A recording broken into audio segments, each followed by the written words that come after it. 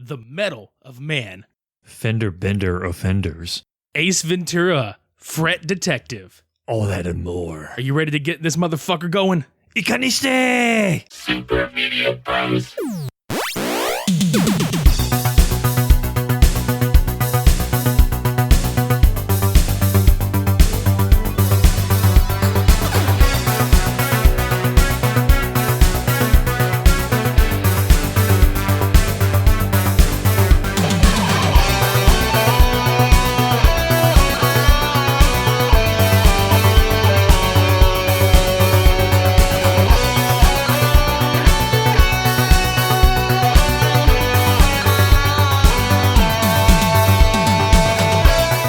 Happy there's not a lot of metal in this room right now, like literal metal. Not heavy metal, but literal metal. There's a lot of porcelain, plastic, paper, wood. Good recyclable stuff. Flesh. The flesh. Not that metal isn't recyclable. Don't meddle in our affairs. Don't you fuck with us. Nope. Welcome to episode 136 of the Super Media Bros podcast. I am Midnight Agent Raw. And I'm Okame. Cult Cinema Showdown 55. And we are finally getting into some weird shit. As if, nothing else was weird before this. I was going to say, how can you say that knowing how long of the weirdness we've been doing this for? I mean, this is across the world weirdness coming our way. And we definitely appreciate that weirdness. We fucking do. We have Tetsuo the Iron Man versus Electric Dragon 80,000 volts. Not lower or higher, just 80,000 volts. AC or DC? All of it.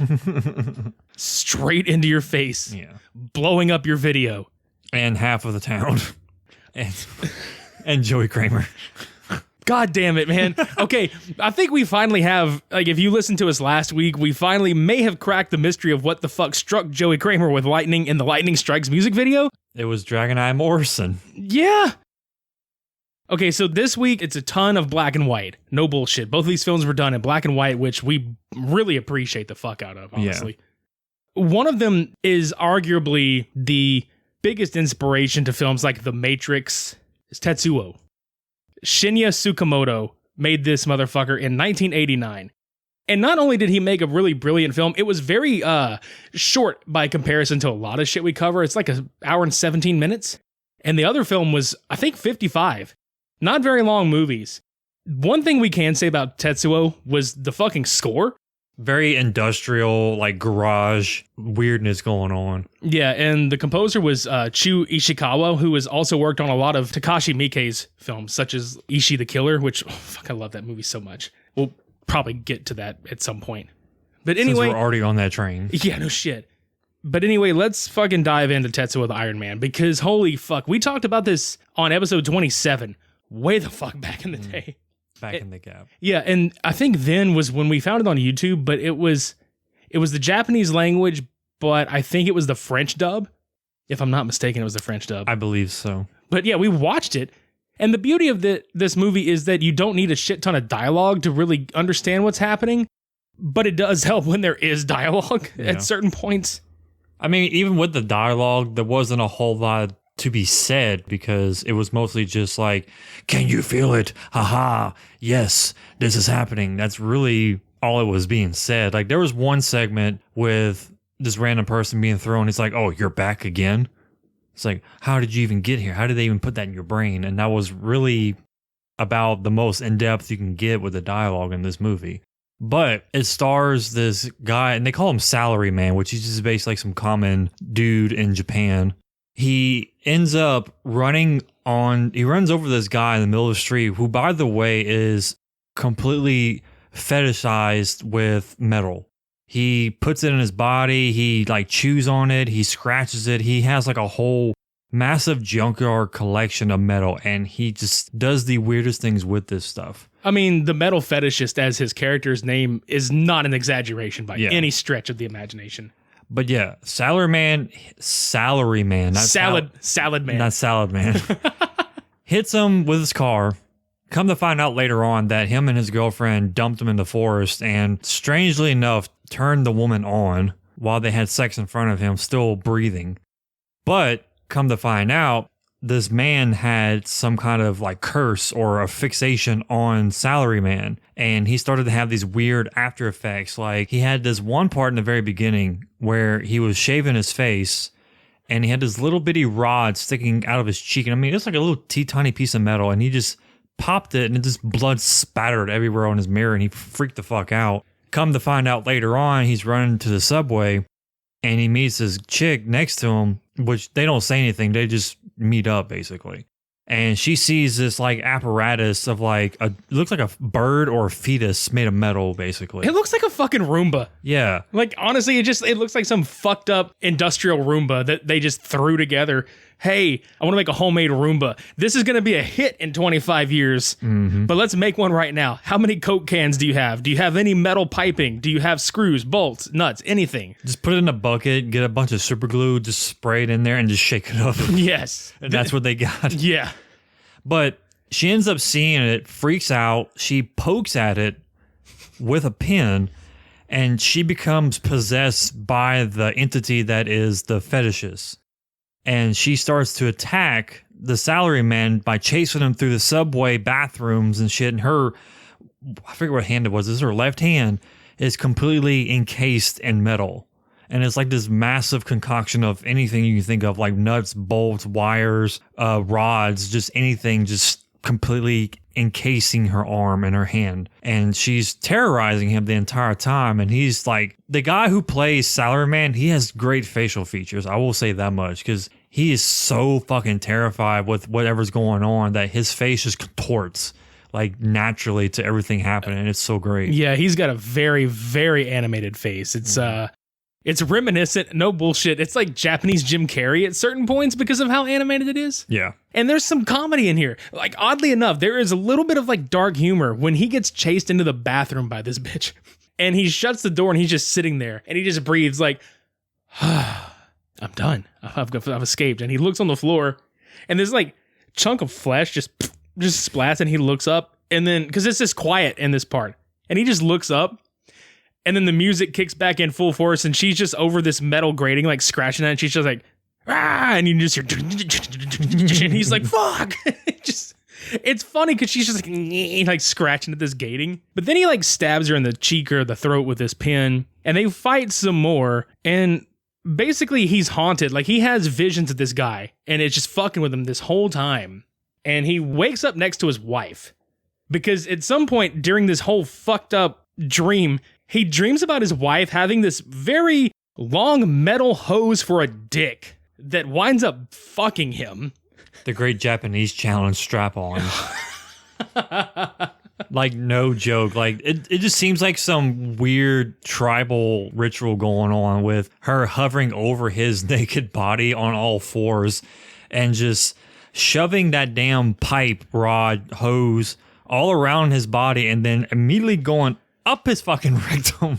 Yeah, and he's probably just sitting there like, I'm never going to garden the same ever again. He's never going to buy garden hose again. These damn hoes. These hoes be trifling as fuck, man. They're pain in his ass. He's sitting there, Tetsuo, ow!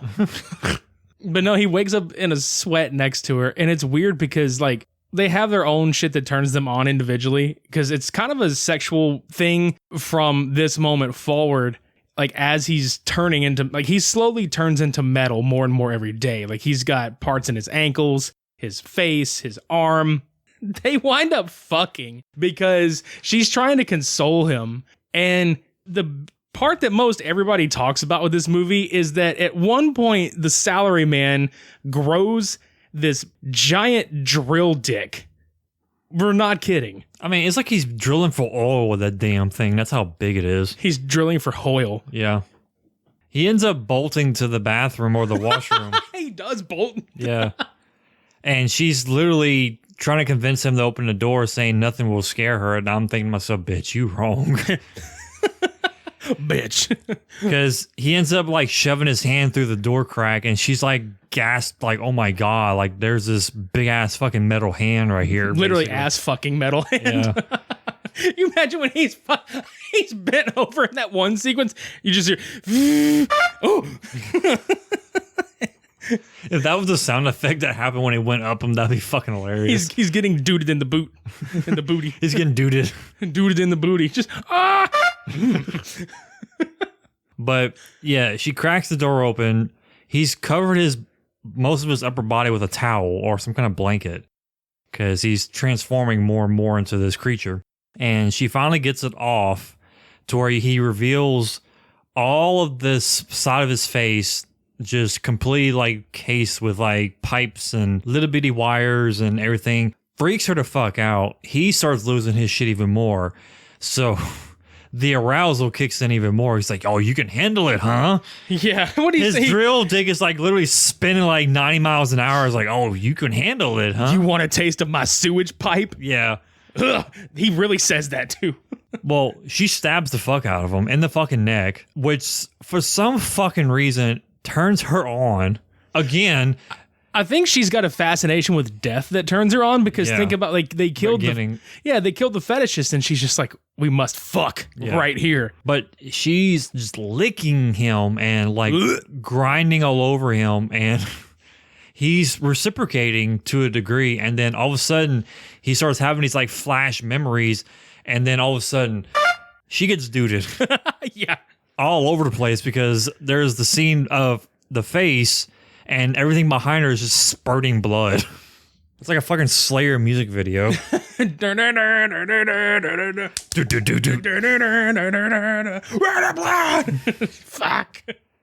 But yeah, she's dead. Oh yeah, she did. Because he wakes up the next day fully encased in metal. I think the only part of his body that's flesh anymore is maybe like half of his face and some of his mouth. Yeah. She's in a pool of her own blood in the bathtub with flowers and shit. Like, that's her end. She's just in a tub. Her family's going to find her, and they're going to be like, well, we saw this coming. She saw it coming, too. She saw herself coming. She saw him coming. I felt it coming. But yeah, so Iron Man, let's call him that now, because that's basically what he is. Yeah. Has these flashbacks of what's happening in the past with the hit and run, basically. And it's like a loop on this television that keeps happening to him. He's freaking out yet again. And all of a sudden, there's this other character popping up in this other part of town. Which, by the way, we forgot to mention. The director used a lot of stop motion for the transitions between different parts of the city and the chase sequences, I guess you can call it, like outside of the buildings. So you literally see them keeping the same posture and they're just like bolting through the town in this stop motion fashion. And it works so well too, because I mean, anybody that is Generation Alpha, like a lot of Gen Alpha people that may discover this film later are going to be like, it's kind of, corny looking because, I think everybody's been conditioned to special effects. But if you really stop and think about the surrealism of this film, it really adds to it, which is probably one of our favorite things about this whole thing. That's whenever he's absorbing just random metal parts, like when this shit happens, right? Mm-hmm. Yeah. Yeah, because he ends up getting out of the house or his apartment, and that's where he meets up with the other lunatic that's possessed, I guess, in a way, too. Well, I think it's the fetishist at this point. I thought the fetishist was inside, like, everybody, basically. Yeah, but he physically manifests himself at one point. And fun fact, this is also Tsukamoto himself. The director plays the metal fetishist in this movie. It's so weird because at one point, as he's manifesting himself physically in front of the Salaryman or Iron Man, he says something like, "Fantastic, you didn't die." Because at this point, it's not even so much of a torture factor anymore. He's trying to bond with him kind of near the end. Yeah, we get treated to them chasing each other through the town, and then there's one part where the fetishist is getting his own repressed memories or some kind of spiritual connection to some, I guess is his dad. Yeah, I don't know who he was, but every time he would bash a pipe onto another piece of metal, it would fuck with the fetishes. And he would start having like these migraines or like these tripping moments where he doesn't know what the fuck to do. And they end up going to like this warehouse, and this part was actually pretty interesting to me because it reminded me of when MTV was actually worth watching the music videos for, because you had the industrial like electronic music playing in the background while the fetishist was like fist pumping his hand, but closing his hand while doing so. And he was making the Iron Man flinch and twitch and do all these other actions. And it was done like a music video, and it was really fucking cool. Yeah, he was like a conductor almost, like an orchestral conductor, playing his own fucked up symphony of metal. What also was interesting too is when you watch this film, it feels like a Trent Reznor type of feeling because it's basically like watching a Nine Inch Nails music video, the entire movie. At one point, interestingly enough, in this series, because there are two more, the third part, I believe Trent Reznor winds up, they either use some Nine Inch Nails music for it, or he has composed for that film specifically. Mm-hmm. And it's fitting, honestly, because, I mean, shit, this came out in 1989. That's like right after Pretty Hate Machine was out. So, I mean, Tsukamoto had to have some sort of influence from industrial music. I mean, obviously with the inclusion of the composer for the score. Right. So, like he had mentioned previously, they're wanting to fuse and become one. And we get a lot of symbolic imagery when you see, like, it looked like the internal part of his body was opening up, and you see the head of, I don't know who it was. I think it was the salaryman. Yeah, the salaryman's on the bottom of the whole thing. Of the totem pole, yeah. He's the scrotum pole. Exactly. Very fitting title. Yeah. The fetishist is actually resisting the fusion at one point, and he's like, no, this is not how it's supposed to be. So he ends up being fused with them, but he tries to fight back, and the Iron Man literally just like puts a stop to it and is like, no, fuck this shit. I'm fusing with you. I need this. And then we get treated to literally, it looks like the statue of fuckertree with the salaryman on the base. And you see the fetishist, he looks like he's holding a fucking Uzi. Yeah, he's holding a gun. Yeah, in his hand. He looks like he's about to riot fucking Japan. Like the whole fucking country. Oh, he's gonna. Yeah. And apparently he's accepted, the bond at this point. And the salaryman was like, I feel great. Yeah, that shit was fucking hilarious. He's just like, he's almost accepting this entity as it is, and he's like, fuck it, we can rust the entire world, and he's like basically wants to turn the world into metal. And that final line, our love can destroy the whole fucking world. And then they just go on this stop motion hell ride through the fucking neighborhood they're in. Stop motion rampage. But what makes me laugh about this, and I'm not even like disparaging it as like a film at all, but just this sequence makes me laugh because he's like, our love he said, our love can destroy this whole fucking world. But they just make one giant block, and they just keep repeating the one block they make, and it's just like, here's the whole world. This is our world. This little fucking radius of space. And that's the end of the movie. Like, it would be so funny. He's just like, yeah, we can conquer the whole fucking world. He gets like all the way up, and then he just hangs a right, and then he just has this thought to himself like, maybe not, and just keeps going in a fucking circle. He's like, I'm tired. Yeah, we'll stop. We'll stop with some food, okay? Right? Some metal. Just see that can of tuna over there? Oh, that sounds delicious. Just eat the can, not even the food. It's like the food doesn't happen. He just eats the can. No brain jumps in. No, that's my problem. Yeah, exactly. But yeah, that's Tetsuo the Iron Man. And it's a fun movie. It's definitely weird as fuck, and that's the best part about it. And I think they just showed this on Shudder. I think it's available to watch on Shudder, but I actually bought the box set of Tsukamoto's works from Arrow Video. It's a big box set that includes Tetsuo 1 and 2, and I think like 8 of his other films. It's so fucking good, though. Let's move to Sogo Ishii's Electric Dragon 80,000 Volts that came out in 2001.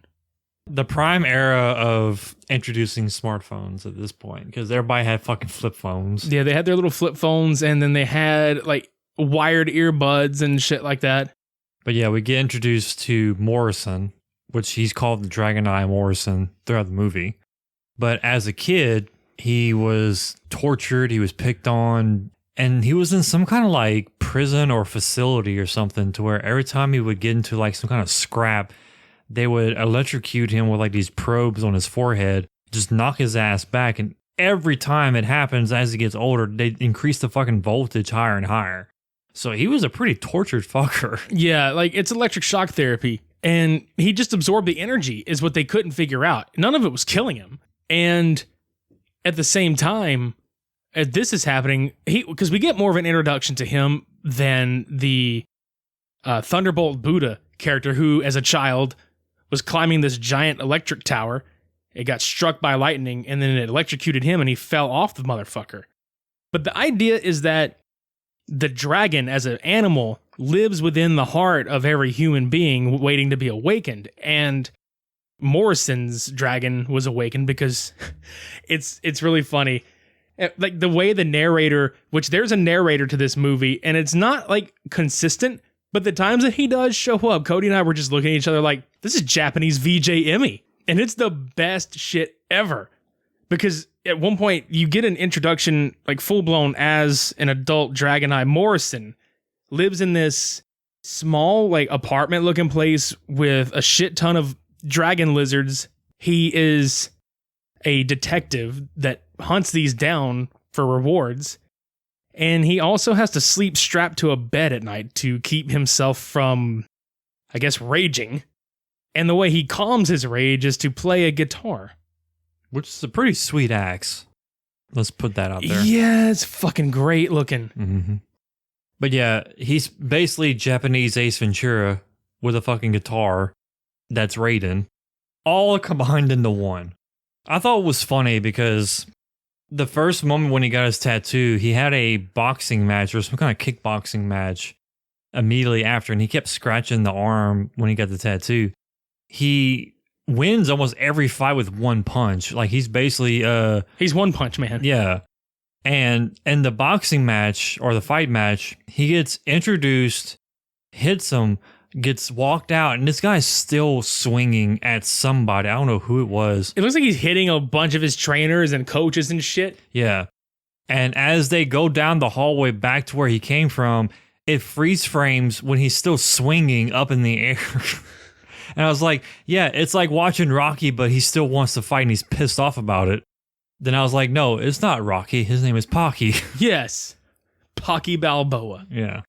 When he's playing the guitar at one point, when they show that that's kind of how he contains his rage, the narrator is just like, he conducts electricity. What saved him from ruin was the electric guitar.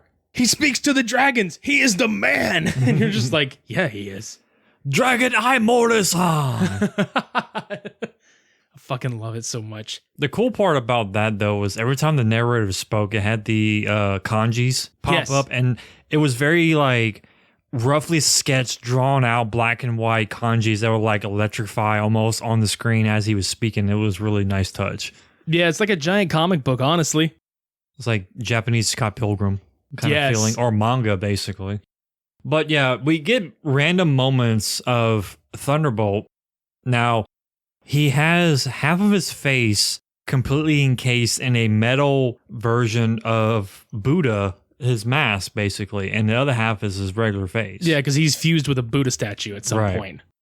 And he has this asphyxiation with like wavelengths or certain frequencies and stuff. Because when you first see him full body, he has a satellite dish and he's pointing it around and he gets like all these random messages being transmitted, you know, from the sound waves around him. But somebody next to him is like saying, oh, you deserve something nice. Here's some money. Yeah, it's this lady who is essentially worshiping him because, I mean, he's half Buddha. So she's worshiping him and she's just like, here's some money. Go buy something nice for yourself. Just this sweet little old lady. I thought he was going to murk the fuck out of her for it. He doesn't, but that doesn't stop him from shocking this one dude with a taser prong looking thing. And he just sends this bastard, this poor motherfucker, just cascading down a set of stairs backwards. Yeah, we don't even know what this fucker was like his meaning in this movie. He literally had no reason to die. He walks up a set of stairs, gets shocked like the hell and back, and he falls down the stairs. Yeah, you just hear Yep. falls down the goddamn stairs. Like, why? Like a fucking electric Spider-Man. He's like fucking Miles Morales, just and goes right back up. He's like, oh, bye. It reminds me of when Commissioner Gordon first sees Batman in Tim Burton's Batman, and he just looks, oh my God. But anyway, yeah. So the narrator kind of introduces us to Thunderbolt, and he gives a similar speech where he's just like, enter the Challenger. All wavelengths are his. Thunderbolt Buddha. And apparently he can control cell phone towers and wavelengths and all this other shit because he's also electrically infused. Long story short, because the movie doesn't have a lot of dialogue either, there are a lot of scenes where you get establishing shots of Morrison just kind of hunting these dragons down in the city. And then you get Thunderbolt Buddha searching for him. So somehow they cross paths in an alley, and this kind of sets in motion the rest of the film. At one point, he wants to figure out, how powerful he is, basically. And Morrison comes home to literally just all the lizards killed off. He had the guitar literally put into pieces. And Morrison tried to put it back together, and he was literally going from he plugged it in to the amp, and just you hear ding, ding, ding. Like he would get no power to it, and he would literally fuck this guitar up so much that it got louder and louder and louder. And it finally got to work, but then I think it blew up, or he destroyed it or something. Yeah, it wound up falling to shit because it was pieced back together. But what caused this was, it looks like Buddha has kind of hacked into a phone call or made a fake phone call hey, searching for this lizard. So he pretty much has drawn him away from his home so he could go in and fuck his shit up. They finally confront each other, and Morrison just looks at him. He's like, why did you make me mad? And the Buddha just looks at him. He's like, because I want to see you upset. And this is where the fight begins.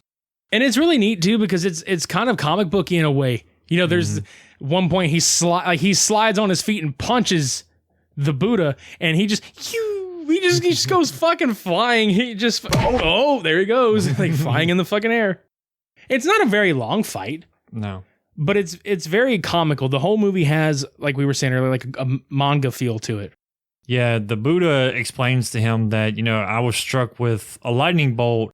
I have 20 million volt or 10 million volts of electricity in my body, and you only can carry 80,000, so this is not going to go well for you.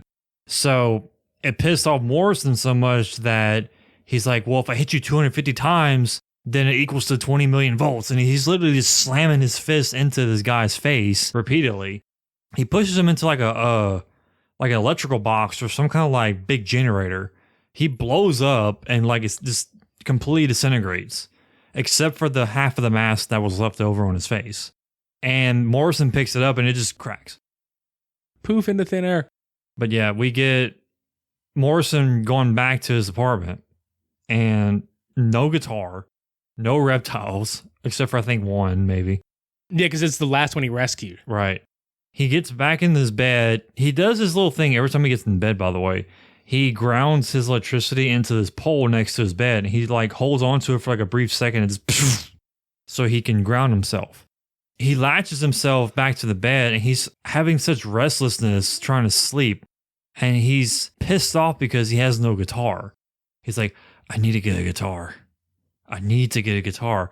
And then it just explodes with anger. It's guitar! And then you get badass credits after that. And it's all these really cool, hand-drawn pieces of paper with, the title of the movie written on it. And it's really artsy. The way it's shot is really artsy and well done. Which also, we mentioned beginning with the first movie's music. This one's music was just as good too, but it was the punk rock, a lot of alternative. Yeah, definitely Japanese, that garage punk sound where it's a little grimy, but it's loud and, it's raucous, and shit. It's fun. Yeah. Because it also has that surf feel to it. The guitar parts, the chords that are being played and the tonal qualities have that real surf rock feel also. So that's right up my alley too. It's hard to pick a winner between the two of these, but honestly, I lean towards Tetsuo with the two of these. If we have to pick one that was over the other, Only by a slight margin to me. Mainly because I'm more into that body horror. Even though that beginning part with the guy shoving that pipe in his leg was really hard to watch, like everything else was just fucking phenomenal to me. yeah.